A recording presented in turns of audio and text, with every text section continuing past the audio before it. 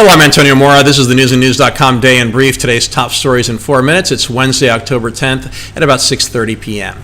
The most powerful hurricane in the U.S. since Hurricane Andrew in 1992 slammed into the Florida Panhandle. Hurricane Michael actually increased in strength as it made landfall, with its winds reaching 155 miles per hour, just short of a Category 5. Michael's center jogged slightly to the east, missing downtown Panama City, but obliterating Mexico Beach. Hours after landfall, right now, Michael is still a Category 3, crossing the southeast corner of Alabama and smashing into southwestern Georgia. It's likely the first ever Cat 3 to hit Georgia from the south. As I speak, more than 30 million people in 6 states are under at least a tropical storm watch. Hundreds of thousands of people are without power, and a yet unknown number of homes have been destroyed or flooded. If its current track holds, Michael will cause extensive damage in Georgia and the already waterlogged Carolinas that are still only beginning to recover from Hurricane Florence.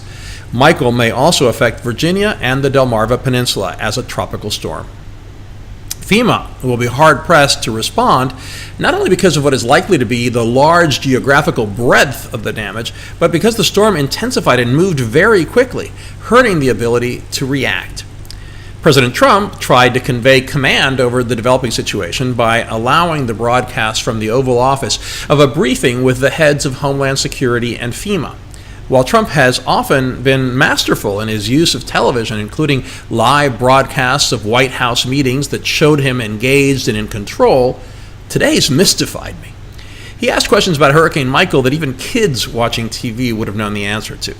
But later he made comments that showed he knew exactly what he was talking about.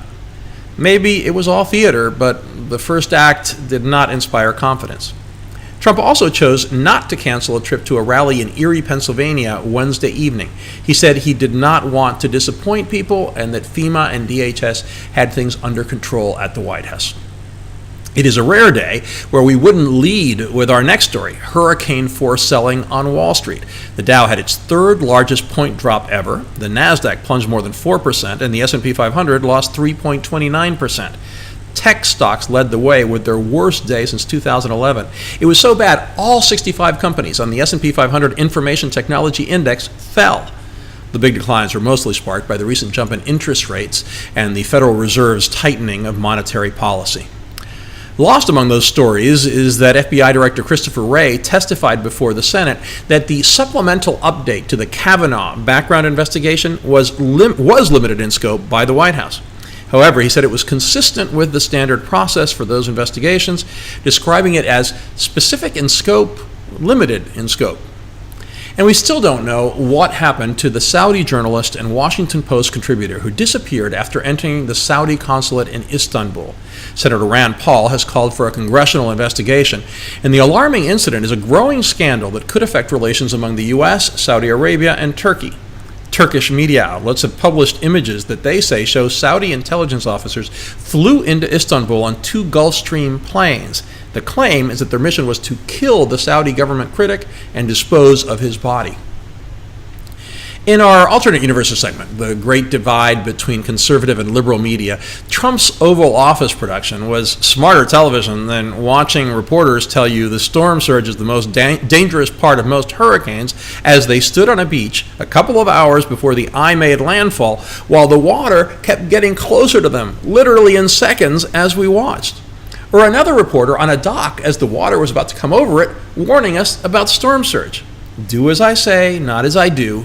Another reason people have lost respect for reporters. There was one moment where a meteorologist almost scolded a reporter, warning that the trees around the reporter could be a serious danger. It would help if reporters were more honest and explained that they were generally in very protected locations. When you tell viewers how horrible 155-mile-an-hour winds are, they're not going to believe you if they see you standing up with no problem. Explain that you're protected by big cement walls. Among the silliest moments are when anchors question the sanity of people who stayed in their homes, but don't question the sanity of their own reporters. They're one reason people stay, and I sure hope not many stayed in Mexico Beach. We have all those stories and much more updated around the clock 7 days a week on newsandnews.com, where you will find all you need to know in one place. Please subscribe to our YouTube channel by clicking on the right of your screen just below this video. Please follow us on Facebook at Real News and News, and follow me on Twitter at AMoraTV. I'll see you again tomorrow.